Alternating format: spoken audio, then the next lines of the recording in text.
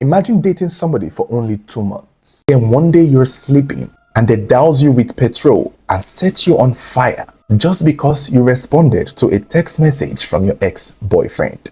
This is one of the craziest crime stories you would ever hear. Around the 25th of October 2018, a 32-year-old woman by the name of Viwe Dalingozi met her tragic end in the hands of her boyfriend of just 2 months, Umfo Tobane, all because she was chatting with her ex-boyfriend. This was said to have happened in her house in Johannesburg, South Africa. Viwe was said to be the last child of her family. She had 2 older brothers and other relatives and was raised by a single mother. It's unclear if her father was late or just separated from her mom. She was, however, described by her friends as someone who was jovial, friendly, and outgoing. It was also said she was very dedicated to her education. She loved school and she had 2 degrees to show. Eventually, she got a job as an administrative clerk for a neurosurgeon. Not much is known by her crazy boyfriend, Umfo Tobane, except that he was from Limpopo and had only met Viwe when she moved to Johannesburg. It is believed that Umfo was a hawker. It's unclear what he was hawking, if it was biscuits or granite, but it was clear that in the relationship, Viwe was the major provider. She had a better job, she had more money, and she had a place of her own. But before Viwe met him, she used to date another man from her previous place. But the relationship did not work out, and so she had to end things with him and move to Johannesburg to start a new life where she got the new job and eventually met Umfo. However, she kept being friends with her ex. They were just friends and said to communicate with each other from time to time. It was around August of 2018 that Viwe met Umfo and they immediately started dating. However, this may have been just them sleeping with each other because whatever they said they had only lasted for 2 months, and basically that was around the time they just met. I don't know how many adults just meet somebody and start to date. I feel like for you to start to officially date somebody, you must at least know them for 3 months before the question is popped. So I cannot say that they dated for 2 months. They knew each other for 2 months, and somewhere within those 2 months, they started dating. But Viwe had no idea who this person was. She was most likely just lonely in a new place and needed company, and that was who this young man was to her, in my opinion. Viwe is in her 30s, so I can imagine a level of loneliness. So I don't imagine she was in love with Umfo. I don't see it like that.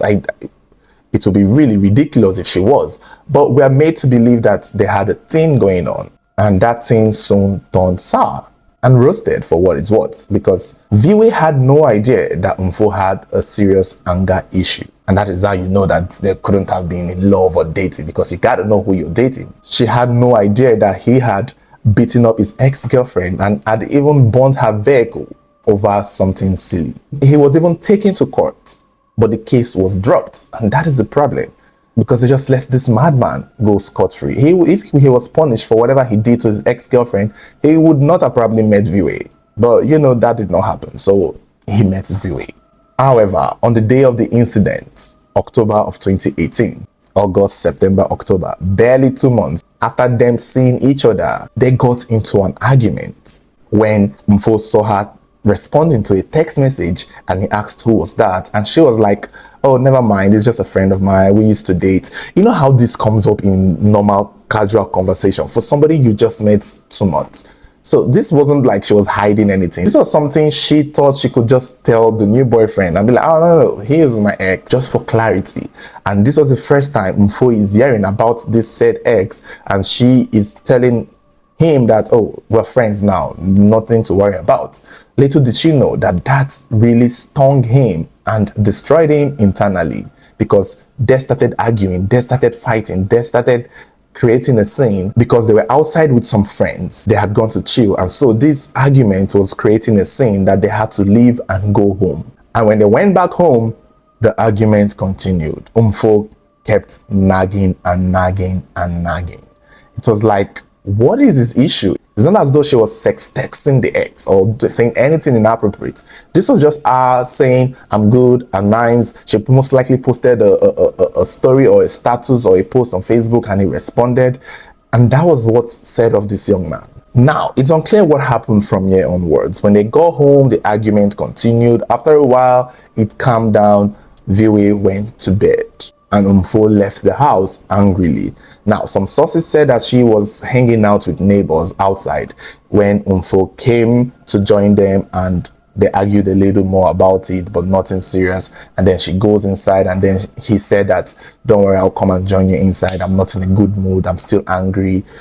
Little did they know that this guy, if he left the house, went to a fuel station to buy petrol, a gallon of petrol, came back to the house, saw his 2 months girlfriend, his girlfriend of 2 months, sleeping peacefully in her bed in her own house, and then he doused her with petrol and set her on fire and immediately ran away.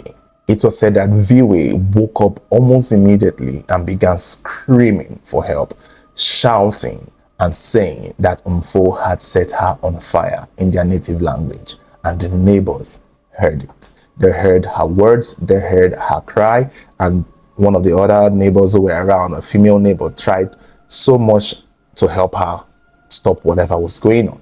It was said that Viwe was completely on fire, but the neighbors helped quench the fire on her and immediately called her uncles, called her family to let them know what had just happened, because they knew this was fatal. Viwe also was able to speak with her relative before she passed out. This was after the entire fire has been quenched from her and she was badly burnt. Not long after, 911 arrived, the police came, ambulance also came, she was rushed to the hospital. While all this was happening, Umfo had already run away. Clearly to him, he was done with this relationship, so he has done his worst and he was on the run. At the hospital, it was said that Viwe was struggling to respond to treatment. Her organs began failing. The degree of burn was really severe, and after 2 days in the hospital, she died.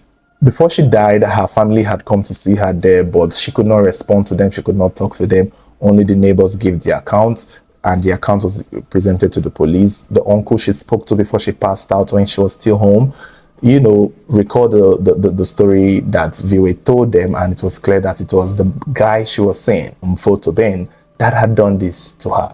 Viwe's story trended all over the internet and on the news. She became a national story of tragedy, and this angered a lot of South Africans, calling for the arrest and for justice for Viwe. Umfo was found and arrested. He was charged to court, and in court, the case took a bit too long. 2 years with some delays. And that was also due to the COVID-19 situation that was taking over the world. However, in February of 2021, Umfo was found guilty. But this is the unfortunate part. Despite the judge saying this statement, you're a cold-blooded killer and a coward for running away after killing your girlfriend. After the judge, who I think was a woman, by the way, made this statement to Umfo, she only sentenced him to 20 years in prison.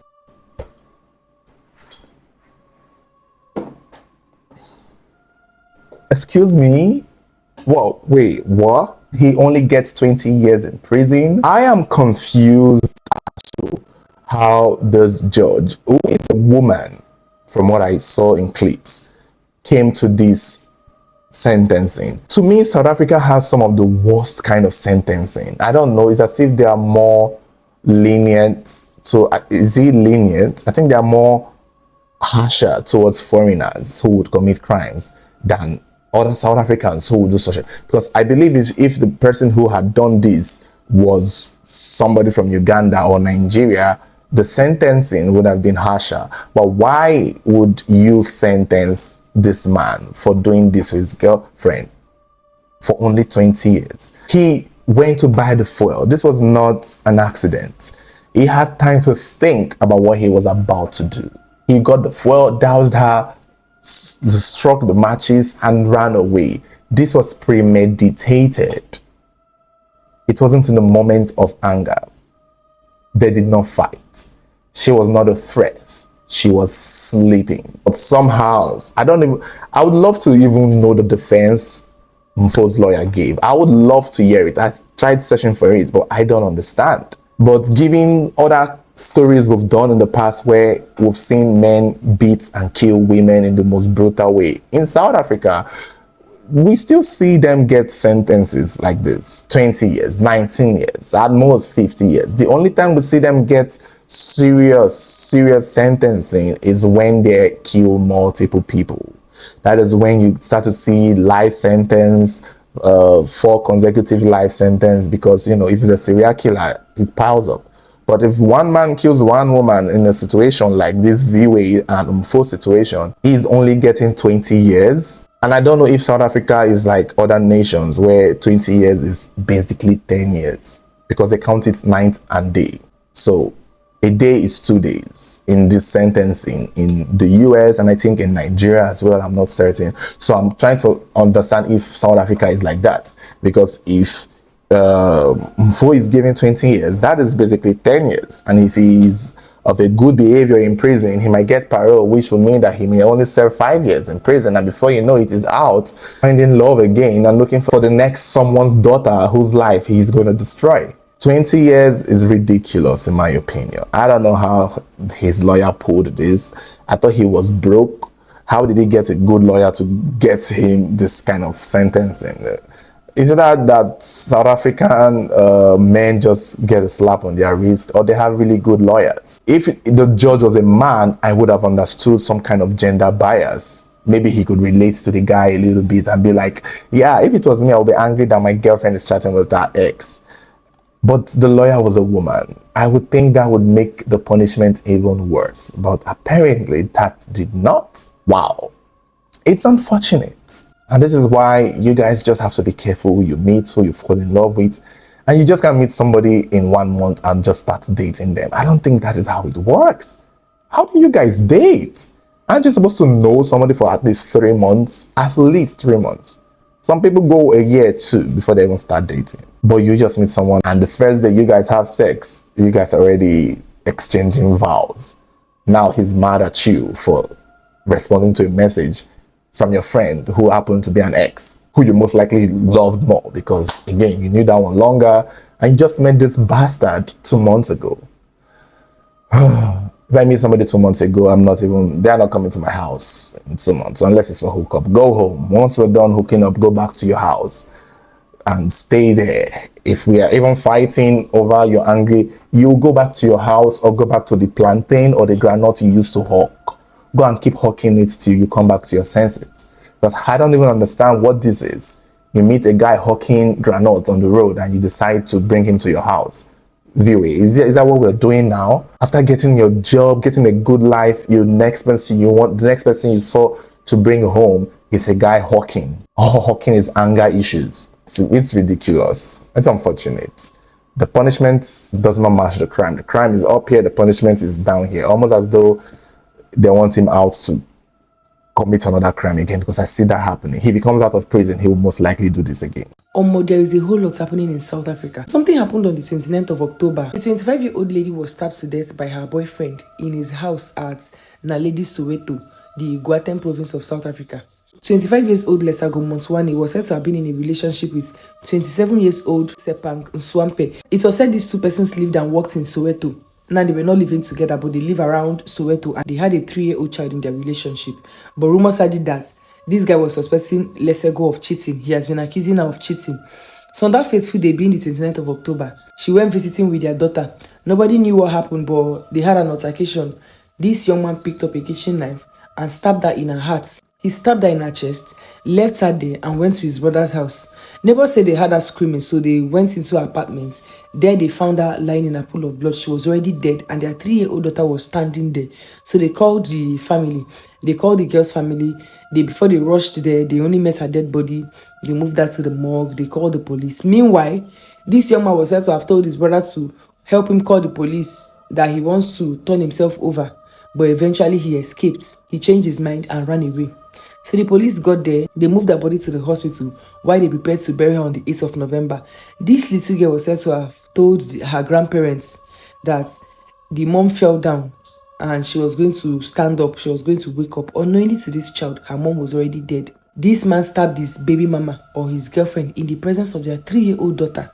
Lesago's family is in shock because they never expected that act from the boyfriend. According to them, he was always respectful. He respected them a lot, so they never expected violence in their relationship, most especially coming from the guy's angle. However, they said they want justice for for their daughter. For them, they don't even want this guy to be locked up in jail, because according to them, he might get released on parole and start living his life freely, considering what he has done to their daughter. So what they want is a death sentence for him. He was eventually caught and arrested and was supposed to appear in Protea Magistrates Court on the 3rd of November 2025. So the family are pleading with the government and the courts to ensure that justice is given to their daughter, to see that this guy gets a death sentence or death penalty. However, may her soul rest in peace. It's just sad how people end up finding themselves in relationships like this. You end up dating someone who doesn't even know the value of life or importance of friendship or relationship. If this lady was cheating on you, or you found out she was not loyal to you, why not just break up with her? Or why didn't you just break up with her? Why is it even difficult for some of you to let go in relationship? When a person is cheating on you and you can't tolerate it, you let the person go, or you let yourself go, other than taking the person's life. Most of you don't even know the importance of life. Most of you don't even value people. You don't see people as human. It's just sad. I hope her soul rests in peace. However, what is your take on the story? Drop it under the comment section. Share this video and have a great day.